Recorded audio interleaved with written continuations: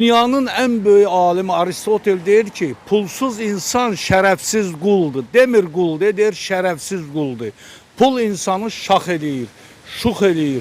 Aslı olmadan insanın bütün problemin pul həll eləyir. Ona görə hər bir dövlətin borcudur ki, öz insanların yüksək səviyyədə təmin eləsin, təqaüdlə, maaşla.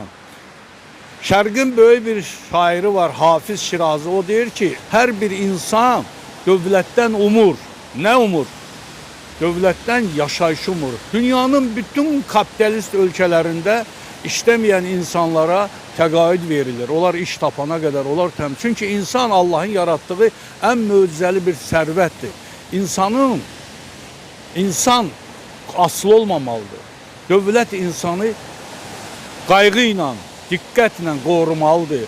Ona yüksək səviyyədə əmək haqqı verməlidir. Ona yüksək səviyyədə təqaüd verməlidir. Bu günlər əgər bir qoca qadın və yaxud da qoca kişi ayda 200 manat, 250 manat təqaüd alırsa, bu millətin, dövlətin, xalqın faciəsidir. Əgər bir insan iş yerində, deyək ki, məsələ, mən incəsənət adamıyam, deyək ki, əyalət teatrının aktyoru 400 manat maaş alır. 400 manat maaş onun heç bir gün xərcinə çatmır.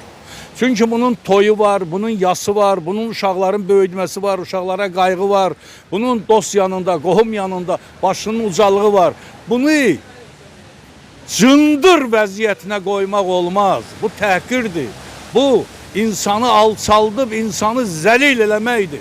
İnsan xoşbəxt yaşamalıdır. Allah əgər insanı yaradıbsa, onun sərvətini də verir. Azərbaycanda istənilən qədər sonsuz neft var, qaz var, ikra var, balıq var və dünyada alternativ olmayan qızıl sərvəti var.